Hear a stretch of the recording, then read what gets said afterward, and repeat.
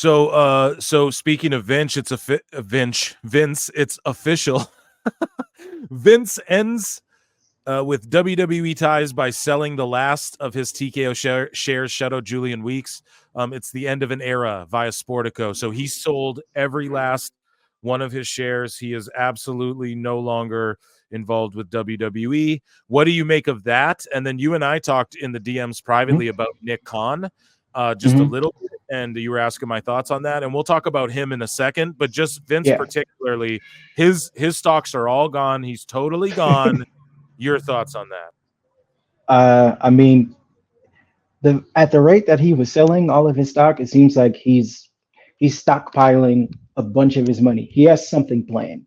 I'm assuming he thinks that we'll give it another year and a half to when this dies down, because unfortunately that's what happens. Everyone's memory when it comes to scandals or things like this. I feel like by 2026, Vince will pop out with something. I don't know, because bodybuilding isn't as big as it was, so I don't think he could do that again. The football thing, he's tried it twice, so and nobody will touch him, so I doubt that. But I'm imagine he has something popping, and I wouldn't be shocked if it was with the Saudis. Well, yeah, Vince. See, maybe he starts like a pro wrestling league there or something. I don't know about all that, like a federation or something. I don't know about all that. So it could be sports, anything. It could be cricket, whatever. Vince can figure out something. He'll start promoting like those big boxing matches and shit like that. You know, he'll just be like in Saudi. So I agree with you on that. WWE President Nick Khan also filed to sell what appears to be all of his holdings as well. And I just want to touch on this, and then we'll get into the Swerve stuff. Oh yeah, go ahead. So the Tony Khan thing, pardon me, the Nick Khan thing. Oh, I'm getting my cons mixed up. Yeah, I got my cons. Get me Nick Khan on the phone. Oh, hello, Vince. Who the fuck are you? Oh, I'm Tony Khan. No, not you, the other Khan. Sorry. WWE President Nick Khan has filed to sell his shares. So just quickly, and then we'll talk about Swerve here. I think Nick Khan did this. People are like, oh, look, something big's going to happen. I just think he did this because now he's still the president. This isn't anything sketchy. Nick Khan just can focus on WWE being the WWE president, and then he's like a billion times richer now, and he has less work to do in every day of his life. Nothing crazy is going to happen with him, or he would have also resigned as president as well, you know? So I think this is all chill. I think he would have resigned and then sold his fucking stocks, because if he resigned, the stocks might go up because of it, or maybe down. Maybe he sold them all now because he's going to leave and they go down. If he leaves as president, I'd be worried. But right now, I just think it's a baller ass. Like, this is what rich people do all the time, bro. You know, He literally has like a multi-million-dollar salary every year. And why does he need to hold stocks in the holdings group? Like, will it ever in his lifetime be worth more now than it is? Probably not. So that's all I see them doing. And they're opening the show with Swerve. And he's going to get to talk on the mic. Why didn't they do this on Dynamite, the show that everybody actually watches? Sorry, Marty, your thoughts on Nick Khan and your thoughts on Swerve? 100%.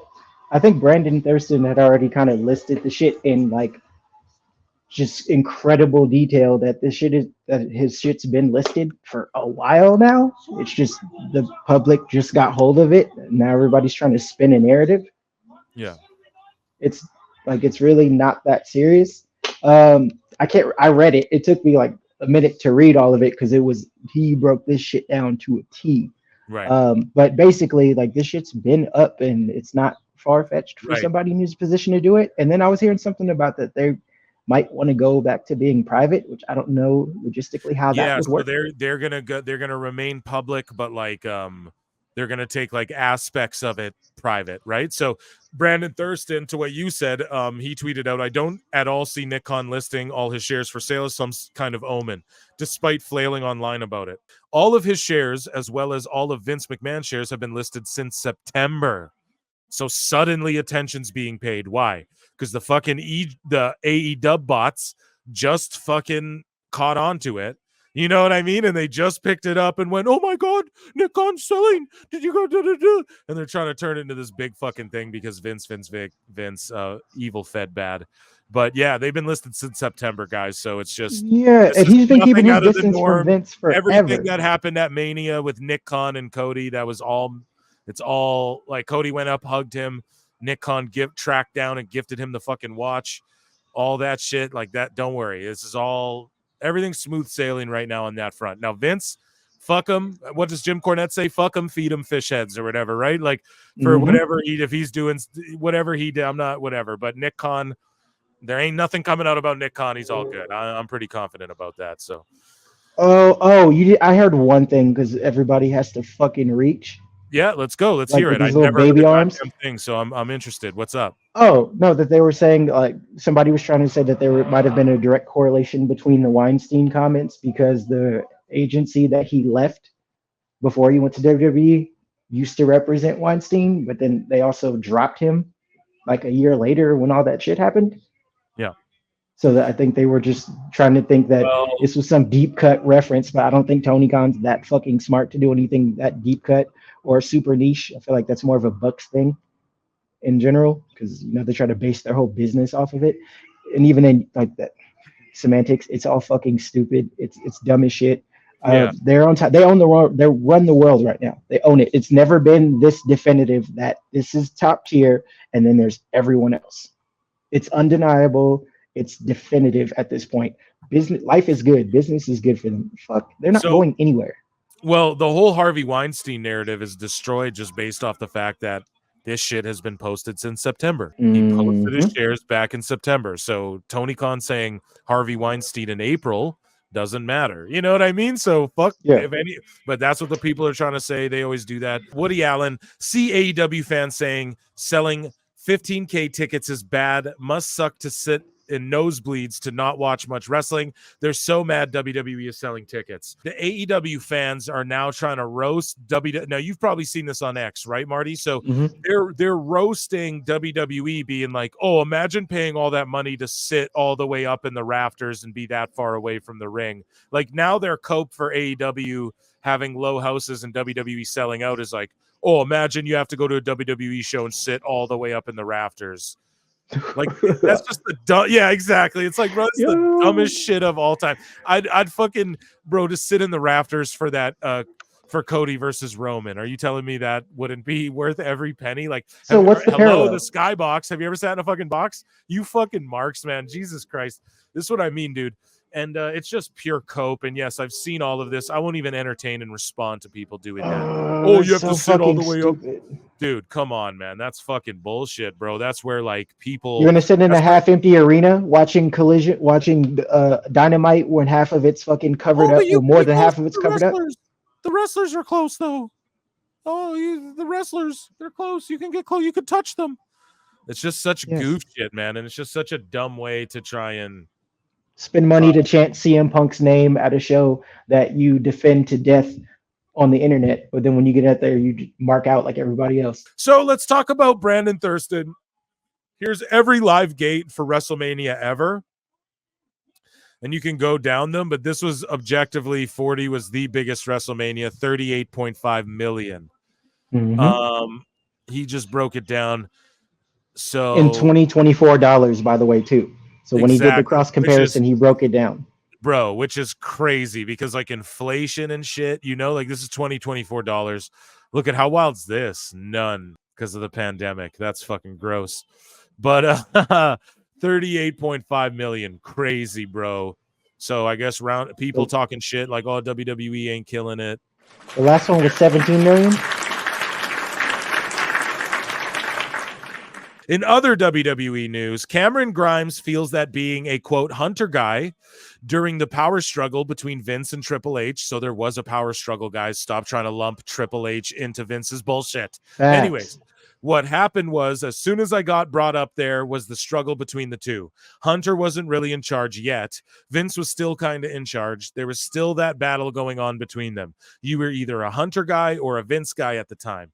Vince was still in charge. Being a Hunter guy didn't really help you that much during that period. So there you go.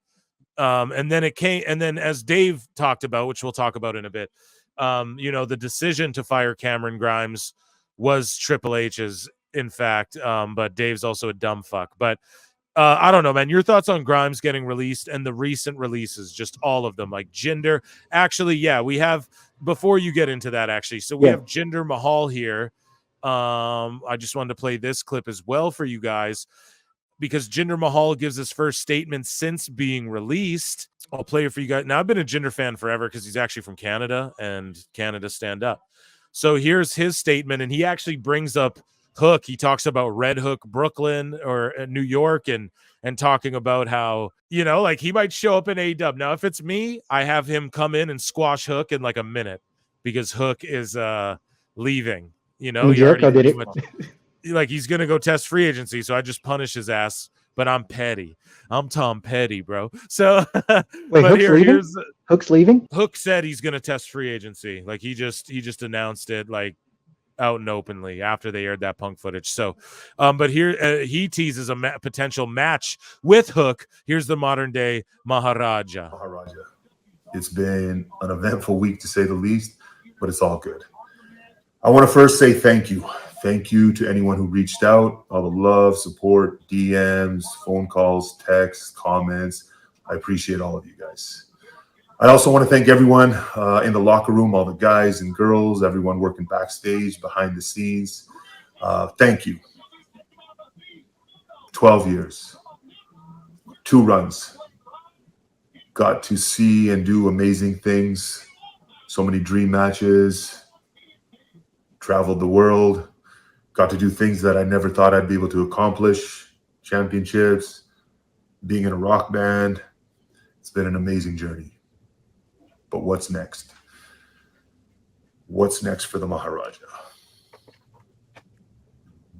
I've been here before.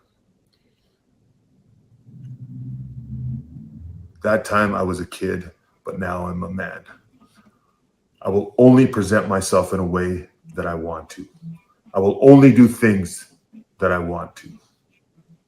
I will only go places that I want to. I still have many goals, many dream matches, many places I want to go.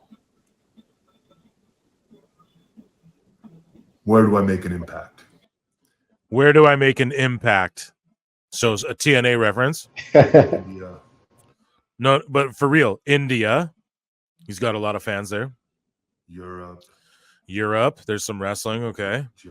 Japan. There's a lot going on there. Canada. Okay. We got lots of indies, dude. Red Hook section of Brooklyn. Boom. That's a reference to Taz and Hook right there. Right. So he's like, you know what I'm saying, dude? Yeah. I caught that too. I was like, oh shit, let's go. Taz is smart. Stay tuned. You got about 11 more weeks. In 11 weeks, I would have him walk in, fucking squash Hook in like 2 seconds. How about you, Marty? What? Let me fucking X-Files you. Mm-hmm. Okay, let me put on my tinfoil hat. I wholeheartedly agree with you in terms of putting him, like having him go over Hook. Here's the thing: Khan's petty. He's also a mark. It's not he doesn't even put over the New Japan guys that he obsessed over. And I mean, like literally when they come in some sort of way, they have to lose and kind of put over. He did it to Okada, doing it to Jay White, amongst many others. I hate what they're doing with Shibata right now. It's my favorite Japanese wrestler of all time. They're fucking ruining him, but I digress. Point is, I don't see him doing good business like that and putting Hook over. I see him coming over and then just burying him for Hook, just to be able to find some way to construct him being right later on in the end. And as his way of thinking, he can stick it to the evil company opposite of Pepsi, you know? Yeah. I don't see him doing that. Now, if I feel like Jinder should follow the Mustafa Ali route and kind of go about it that way and just kind of build it up. And if Hook's gonna leave and test free agency, then they should find like a neutral ground and just fucking do it there. And even if they don't do that in particular, I just see that I think he should follow not necessarily the Cardona mold and start doing death matches and crazy shit, because he's only going to be where he wants to be. He should just show up in AEW and manage fucking Satnam Singh or something, you know? Just my god! I know. Go away, Jeff Jarrett. Just fucking just break him off from Jarrett and all that. Have like Jinder, Sanjay, and fucking Satnam Bring Singh. them all over there and have that representation because they held India down as a whole Shit fucking out of continent for you. Yeah, just beat down fucking country. Jared and those guys, beat up Jay Lethal, beat up fucking Hook, all that shit, whatever. Like, it's AEW, so it's gonna be stupid anyways, whatever they choose to do. Agreed.